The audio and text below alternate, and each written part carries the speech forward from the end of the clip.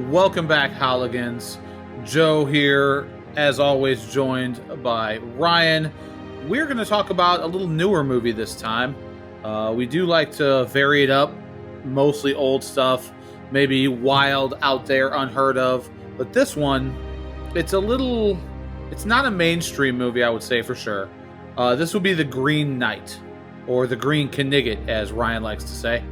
So I'm a Monty Python fan. I mean, hey, it is what it is. I didn't know a lot about this. I happened to watch one of our YouTubers who did the review of this, and his reviewing of it intrigued me. And so I mentioned it to Ryan. We went to the theater. We actually left our houses and went to a movie theater to watch a movie. It was weird, almost like I haven't had that experience in so long. Yeah, pretty surreal. Right? But this was an interesting movie. I will, just to get it out of the way, I'm going to give you some of the basics that our YouTuber talked about with this movie. Excuse me, as far as things I agreed with. Yes, it is a slow burn. This is not an action-heavy, knights in shining armor fighting monsters or soldiers, anything. Nothing major like that. So slow burn movie, which I'm okay with, depending on the movie itself. It's, how do I want to put it? It is a character study of this character, Sir Gawain, who is technically, he's not the Green Knight. He's going up against the Green Knight, you could say. And it's really, the movie is about him and his journey. And then lastly, I will say that one thing that was pointed out in the review that we listened to, this world in which he makes his way through, he is questing through this world, it in and of itself is like a character. And I got that after having watched it. There were some things in it that I really, really enjoyed. Some things that I didn't quite understand, at least right away. But I'm pretty sure when I left the theater, I was of the mindset, no, yeah, I like this. I enjoyed what it was I was given. How about you, Ryan? How do you feel about it? I really didn't know anything about it before you suggested it. And you said that you were intrigued because you watched, I think, Jeremy John's review of it. Correct. So I went and looked at a couple other reviews. I looked at Rotten Tomatoes and some other places, most of which on the like customer side, the normal person, not the critic side, were saying it was the audience review. Yeah, it was pretty bad, like really slow, not nearly as exciting as it looked from the trailers, because the trailers made it look pretty epic. It did. And Jeremy Johns kind of talked about that too, that it's definitely a slow burn. It's like a character study, blah, blah, blah. Same stuff you said. And his was the only one that was really positive of it that I saw. But I do agree. It's definitely not for everybody, but I enjoyed what I got. There were a lot of shots where it just lingered too long, but it made the world feel so kind of lived in and beautiful, and it gave a sense of scale.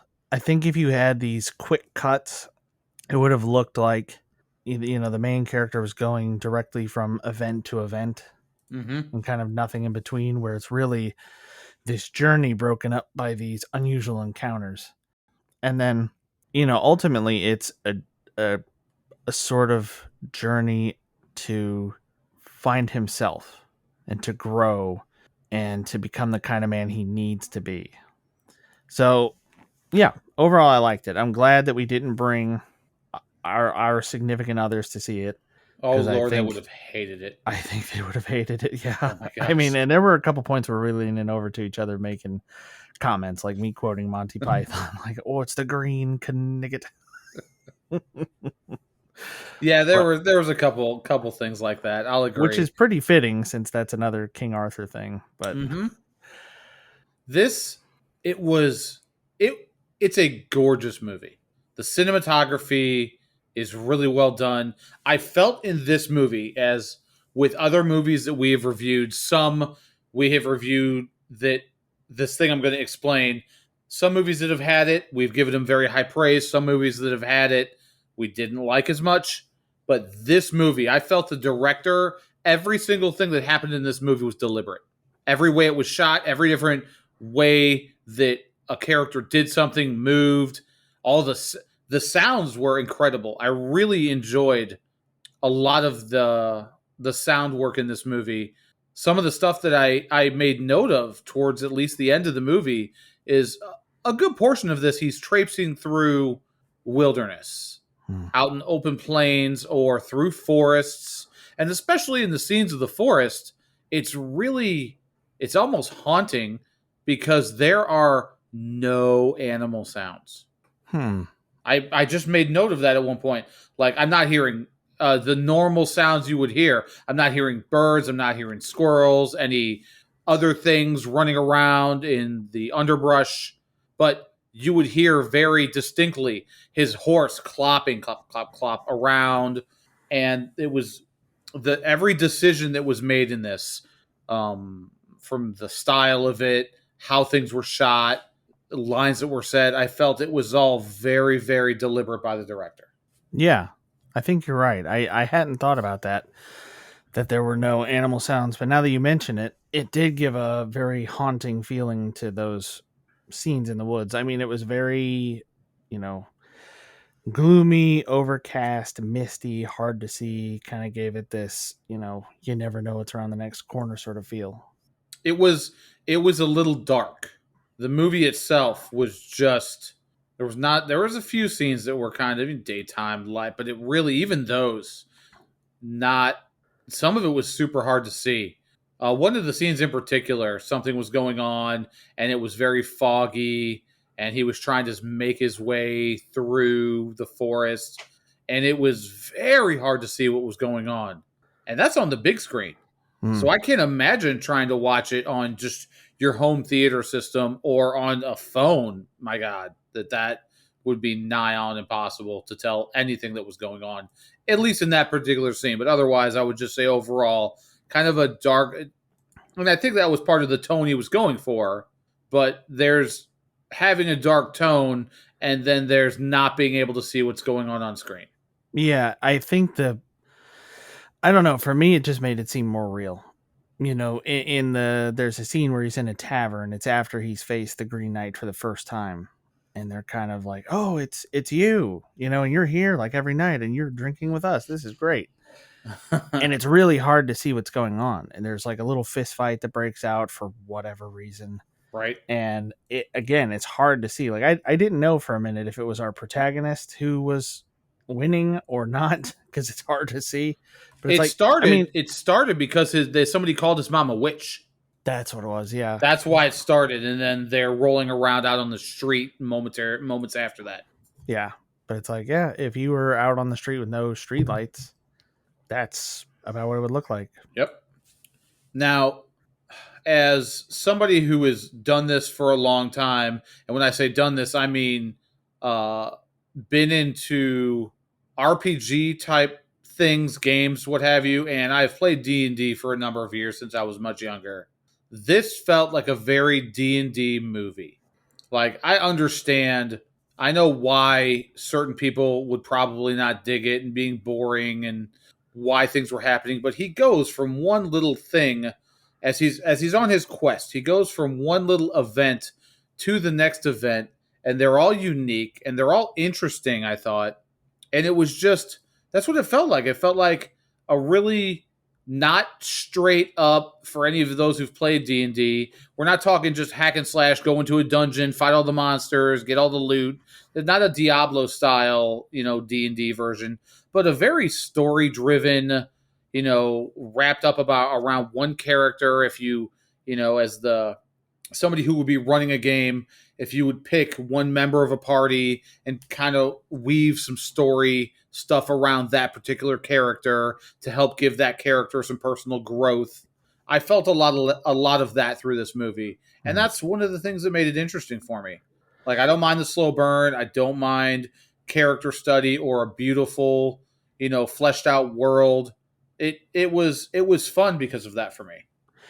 Yeah, in that way, it reminded me of some of my favorite encounters from The Witcher, Witcher 3, where you can encounter this old woman. There's a particular moment, I don't remember where it is, or I'm sorry if I'm spoiling anything for anybody who hasn't played that game, even though it's fairly old now.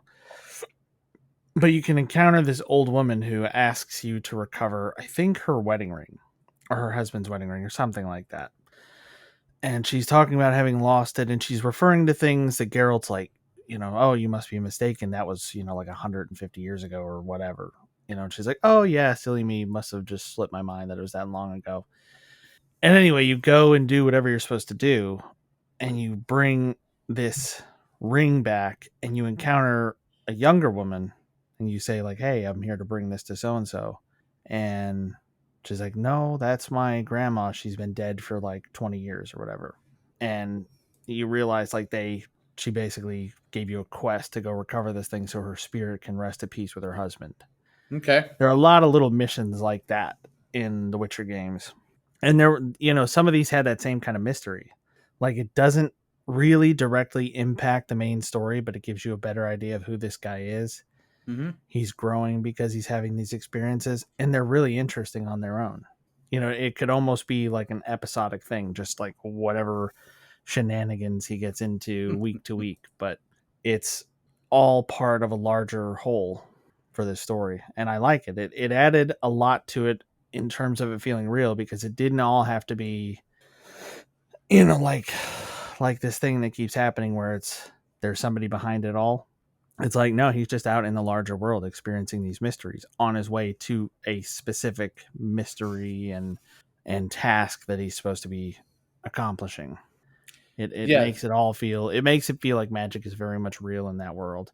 And like all these little experiences are him being tested. A lot of it felt like that. One of the things that happens is he gets accosted by, you could say, brigands, if you want to, outlaws, kind of a thing. He didn't understand that's what was happening immediately, but it was kind of this one character sending him a certain way to set him up for a trap. And you were correct. That character was the discount Ezra Miller from American Animals. I went ahead and looked him up. He also was in Dunkirk and a couple other things, which I haven't seen Dunkirk yet. I really want to. It's a movie that needs to be on my list. But I liked him. He was an interesting character. I liked a lot of the characters that he met, actually. I thought the way some of that stuff went down was really interesting. At some point, as I mentioned D&D, at some point, he must have cast Find Familiar, because then he had a little fox buddy running around with him, which I thought was pretty cute. That was okay. All right. Dig that. Yeah, the fox was pretty cool until it started fucking talking. Then it was scary as ooh, that voice. Did you knew who that fox was, right? By the time when it started talking? It was controlled by his mother, I assumed. Yes. His mother, who he may have gotten upset at the guy in the tavern for calling his mom a witch. His mom was totally a witch. Yeah, absolutely. Not sure, and semi-spoiler, not true spoiler, but as far as this movie, the whole thing that gets everything going in this is his mom. Like, yeah, I didn't totally understand that. Is that what was supposed to be happening? She sort of arranged this situation, because it starts with them going to different places on Christmas. Right. Like, she's like, you go to the party, you let me know how it is. And he's like, okay. And she goes and does her own thing. She doesn't sit at home or whatever she like kind of led him to believe she was going to do. They made it seem like she was an advisor to the king. Like, her seat was right next to King Arthur. And that was another thing that Jeremy talked about in his review of this, how it deals in the world of King Arthur and the Knights of the Round Table, but it doesn't rely on them being a thing to draw you in. If you didn't know that that's who that was, you wouldn't know. They don't mention it. Nothing that happens in it would lead you to believe, except I think something is said about pulling a sword from a stone. Except for that line, yeah. I don't think anything is said to reference anything King Arthur wise. And that was great.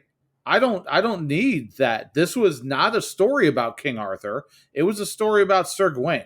And it was really interesting just being that. But the events that are set in motion, he goes to this party, whatever it is, this gathering that the king and the queen are there, and he ends up. You find out he is the king's nephew. Yeah. Right. And so instead of his mom sitting on the king's right hand, he's sitting there. And the mom is with a couple other ladies, younger ladies, it looked like, daughters maybe, I don't even know. But they're doing some sort of summoning ritual. And then that's kind of what spurs everything that happens for him at the party. How she would know he was going to be the one to step up to the Green Knights challenge, and how she would know how it was going to play out, and I have no idea how what she expected to happen, why she did it in the first place, but I don't care either. This wasn't about getting answers for everything necessarily. This was just about living in that world and a story of this man trying to find himself, because that's one of the things he talked about. The king asks of him, regale us with some tales of yourself. I don't know you. I haven't taken the time to know my nephew, so tell us. And he's like, I don't have anything to tell. And the queen says, you don't have any. It's like that. It's like a Homer Simpson thing. Homer Yeah. Simpson meme. It's not. It's the worst day of your life so far. God.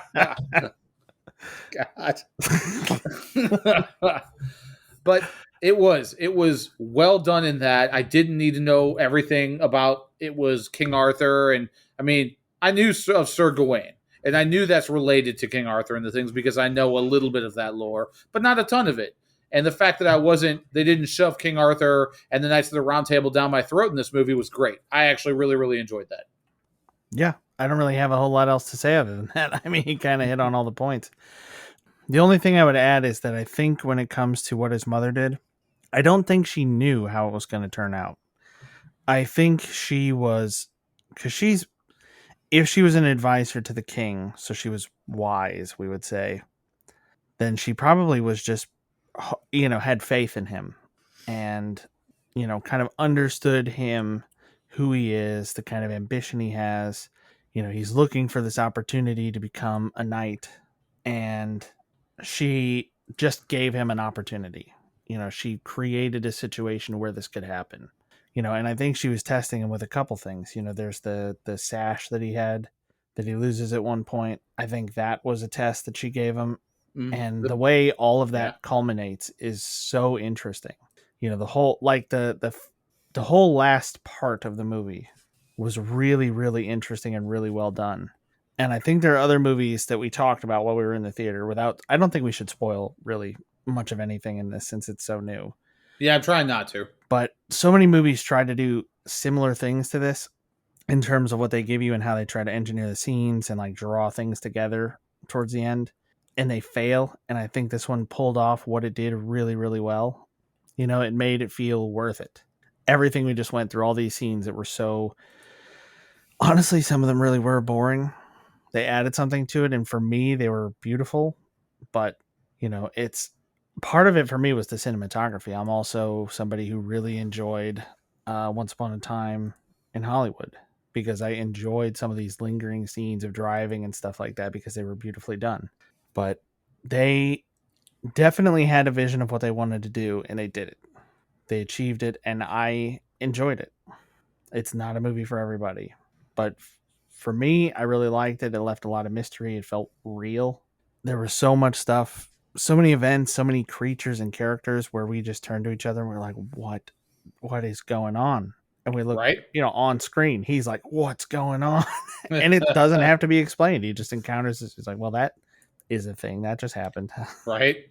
What, like, I wanted to know what was with the creepy blind grandma who he's at that couple's house. And was it a couple or was it a father and daughter? It was, I don't know. I felt like it was a couple. I felt like it was a husband and wife. I don't honestly know that. They don't really go into detail. I thought he introduced her as his wife. I don't remember. But he introduces like himself and the table of food so you can replenish and get, ready for the rest of your journey. And I thought he said, this is my wife. And there's some blind lady with a wrap around her eyes. Well, we They didn't assume say she's blind because of that. We don't right. know for sure. They don't say anything about her at all. Is No. she actually there? Is she a spirit? I don't know. She's just kind of in the background of a couple scenes Uh huh. and then shows up a few times just mysteriously. Creepy. Very creepy. Mm. Oh man.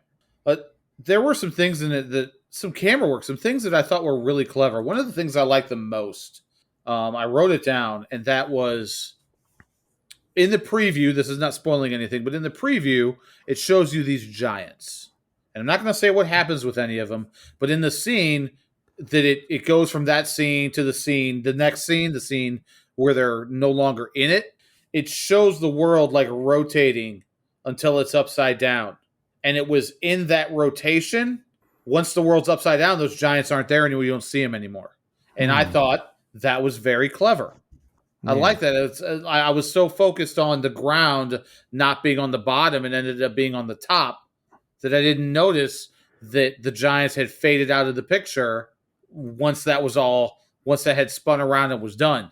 It was, as I said, the director, everything he did in this it just felt so purposeful. I really enjoyed that part of it. I don't always enjoy that. Like we watched Mr. Nobody, and it felt like that kind of movie. Doesn't mean I necessarily enjoyed a lot of that movie. Mm-hmm. There were some clever scenes, some things I did like, but this one I enjoyed just about all of it. I would definitely watch this again before I'd watch Mr. Nobody again. 100%. 100%. 100%. And I'm going to watch this again. I told my fiance, I said, when this comes out onto some sort of streaming service or whatever, a way we can watch it, I will watch this with you so that I can see if I was right about how much, like, let's see how long it takes before you're like, shut this shit off. Yeah. Kim couldn't even make it through the Snyder Cut. And I mean, that's action packed. Yeah. Like, there's always stuff going on. It's long, but there's always something going on. Probably the slowest bit in it is Aquaman walking away in that one like bar scene where he brings in the guy that he saved off that ship. Yep. I was really, really disappointed in that movie when they changed that music. Which it was a weird choice. It was Snyder's version, and that's his vision of it versus the other song. And I just happen to really like the White Stripes, so I really liked the song that they played with that. That was kind of iconic for me. Him walking away into the water. It was great, but yeah, I really have no idea. That's not true. I have an idea whether or not my fiance will like it. I just don't think that she will. I could be wrong. I've certainly been wrong before, but just my best guess, So the scene you're talking about with the giants, mm-hmm. Only thing I have to add to that is, that was one of those scenes where it's like, what is this? Oh, no, it's just a random encounter. Doesn't have anything to do with the rest of the story. It's just, he saw them, they saw him, like it's one of these intermediate stories that isn't really part of his ultimate goal of where he's going. Yeah. And something interesting he encounters. Yeah, it is interesting. And it made me realize that when I saw Doctor Strange in 2016 in theaters, very hungover, all the spinning and stuff of the cameras would have made me sick anyway, because just that turn was like a little bit disorienting for me. It was. The way they did it, I liked it. I thought it was really well done, but I could see why you would say that. It's like it started and then it just kind of kept going and you were like, what? How they did it was very interesting. I drank about 64 ounces of Powerade before I went to see Doctor Strange, and it didn't help. But now I know that's what it does to me when I'm in a theater and it's a giant screen and it's like all I can see. Yeah, I remember going to see one of the very first ever shaky cam movies, the Blair Witch Project, in the theater. But because of some dumbass friends I had, we got there late. So we were in the very front row. Ooh. Looking like straight up at this shit. It was not a pleasant experience. I think the last movie I saw in the very front row was probably one of the X-Men movies, maybe the second one. Okay, so at least a decent one. Yeah, but it was like, you have to look 20 feet this way and then 15 feet that way to like see what's going on. So we're like, it's like watching a tennis match from the side. It's like just what you can't see all the screen at the same time. Nice. So, my sympathy. Yeah, I haven't had to sit in the front row like that in a really long time. Very, very glad about that.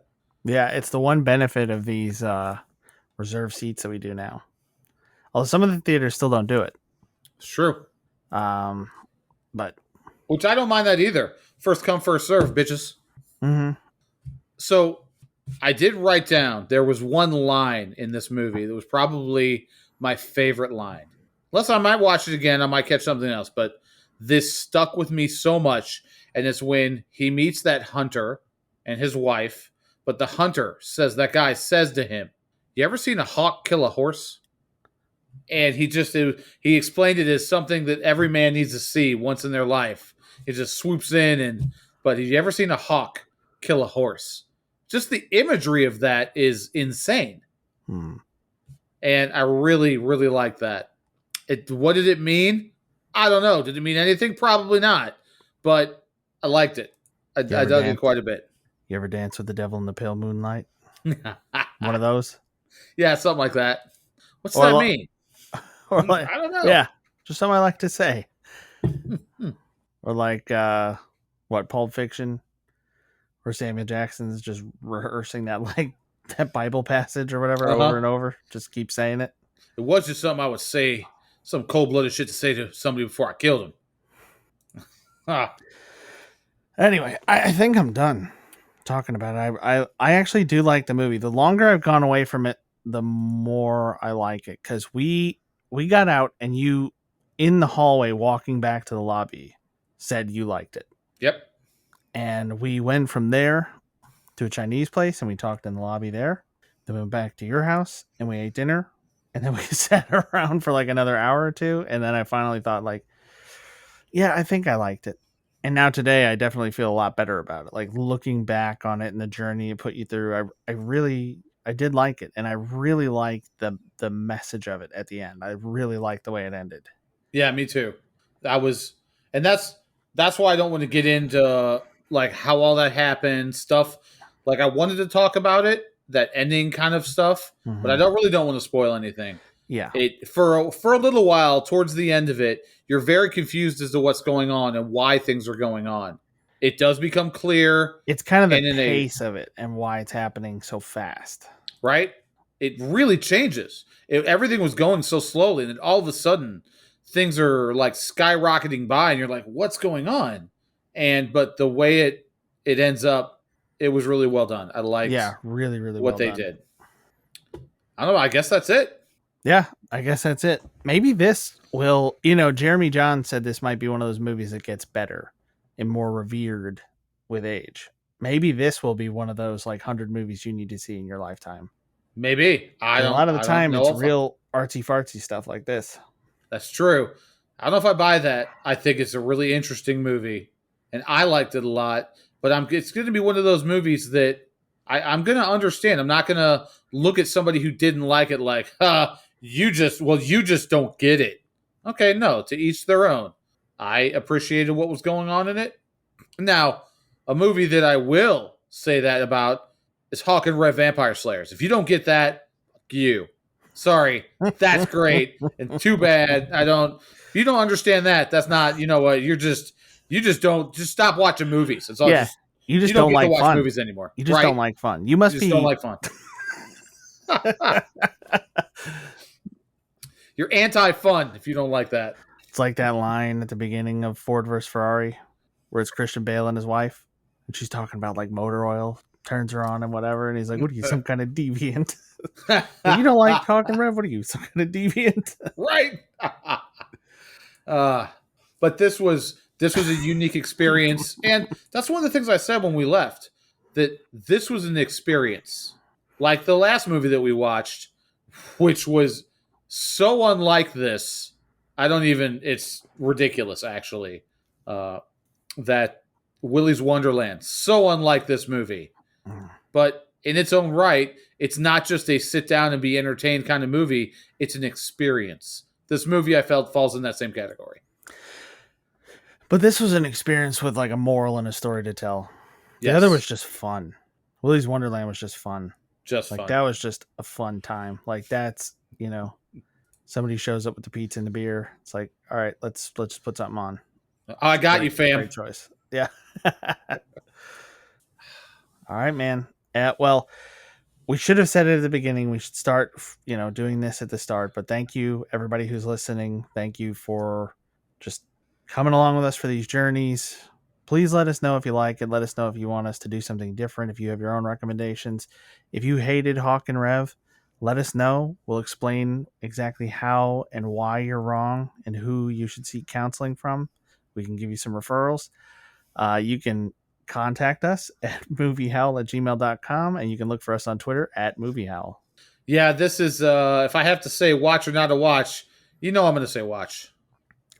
I'm going to say a watch if you have the patience for it, because it's definitely an artsy type thing. It's a lot for the spectacle and the moral, and not so much for like, let's watch Nick Cage be a badass and fight monster robots. Right. There's no explosions. This is not Jerry Bruckheimer. There's relatively little violence. There really is. This is its own beast, and I really enjoyed it. If you liked the first 17 minutes of There Will Be Blood, you'll like this.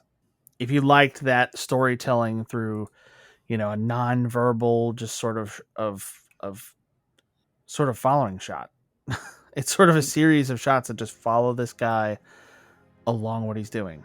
Okay. And I thought it was a really interesting way to set that movie up, and this movie has a lot of that kind of stuff in it. So if that helps at all, it is what it is. All right. Well, I think that's it for us Howligans. Like my beautiful co-host Ryan said, thank you so much for listening. We'd probably do this without you, but would it be as much fun? Hell no, it wouldn't be. We wouldn't record it.